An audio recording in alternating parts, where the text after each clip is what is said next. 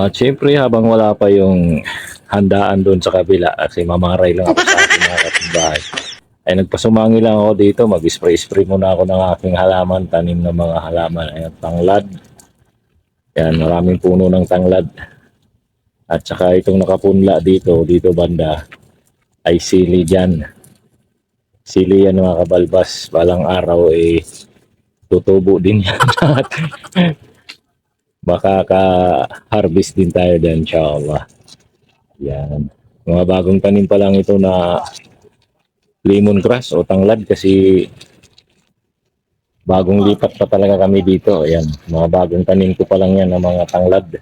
Kailangan nating alagaan itong ating tanim na tanglad.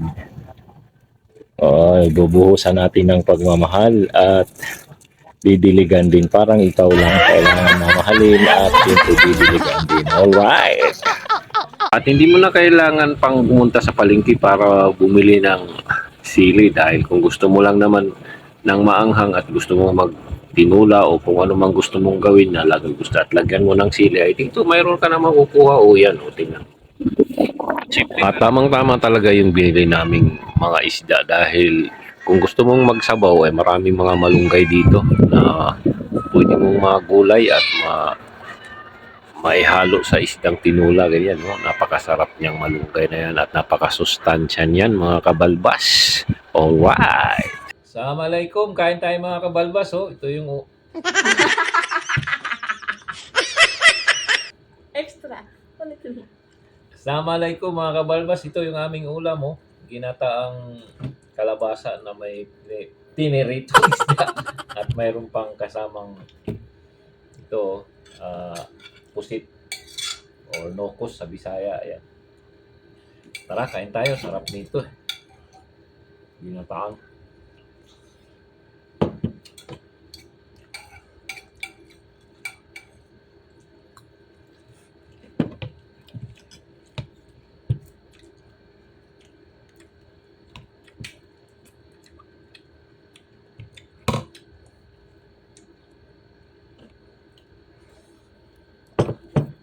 Thank you.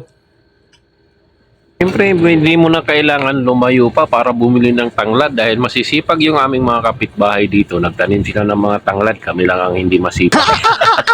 Kaya kung gusto mong magtinula o kano man mga gata-gata na ginataang isda o anong kasing gata dyan, ay okay na yan, tanglad na yan. Napakasarap at napakalasa niyan. At ang tanglad ay isa sa mga ano yan, nagpapababa ng ating blood pressure mga kabalbas.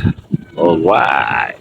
And that's all for today mga kabalbas. Marami pong salamat muli sa inyong panonood. Naway nagustuhan mo at natuwa ka sa video ko. Pakipollow niyo po ako sa aking Facebook page. At samahan niyo na po ng share at like ng aking mga video. Marami pong salamat muli. See you sa next vlog ko po. Mabuhay po tayong lahat ng mahabang panahon sa tulong po ng ating Panginoon na si Allah. Bye-bye po, maasalam.